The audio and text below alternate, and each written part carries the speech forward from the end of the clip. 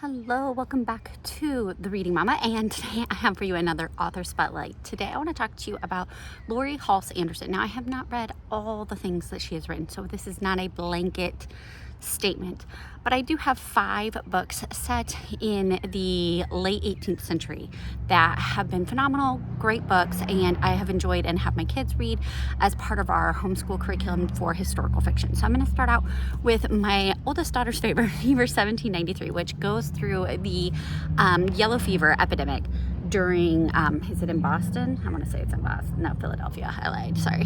Outside of Philadelphia. But in the early states, not colonies anymore, and you have all these different figures who come throughout that are actual historical people, along with a historical fiction story of a young girl who's been separated from her family due to the fever and all of the ramifications that comes with it, as providing for livelihood, the quarantines. What I like about Laurie Halse Anderson is that she often will have a main character who interacts with people of various classes and races, and so I don't like using that word, but of different statuses in life. And so you get a lot of look of what it was like in the slums. You also get to see kind of how people who were more wealthy, how they lived through it, and all those different things, and you get kind of a picture of what life was like there. And this one my daughter absolutely loved because she likes the medical things and oddities. Next is the Seeds of America series, which I feel like is a terrible name for a series, but it is the Chains, Forge, and Ashes, I believe is the order it goes in.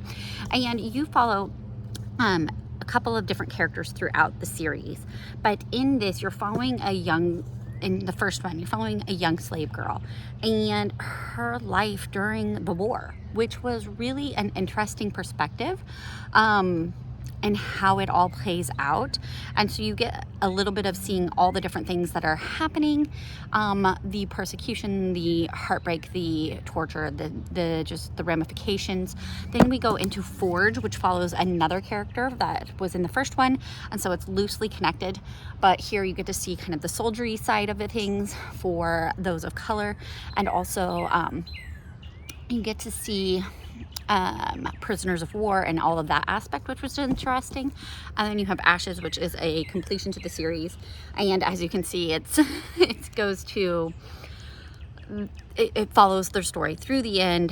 I don't want to give anything away, so I'm trying to be careful here, but it is a phenomenal, powerful story. I think this is great for maybe middle school and above.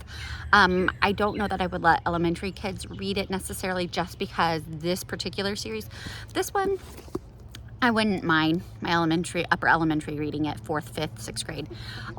Because of some of the things that happen and the atrocities, I would stick to middle school and high school for this, just because it is very violent, it is gruesome, gritty, and not in like an adult way, but for kids, especially if you have sheltered or sensitive kids, I feel like it's very, it's heavy. It's a heavy series, and so that's why I would caution it with upper elementary. And then I have another book that I just listened to on audiobook, and that is her newest book, Rebellion 1776. And I don't feel like it lived up to the quality of writing and characters as her other books here, but it was very good.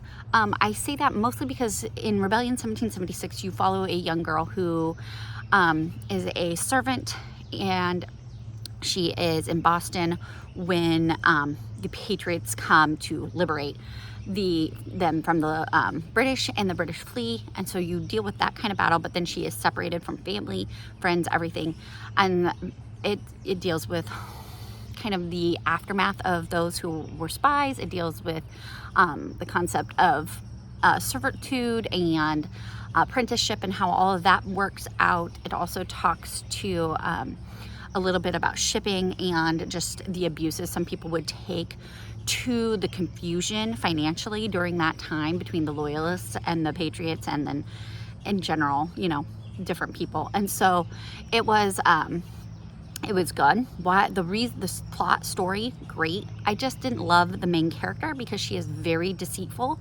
and I understand that the author tries to portray it as I needed to be deceitful here because XYZ. As a Christian, I need, if somebody's gonna have that mentality, I need them to come around and realize that was wrong. I should have been honest. And I don't feel that the main character did in this one. That said, I'll still let my kids read it and they'll still enjoy it, but it would be a point of discussion for us.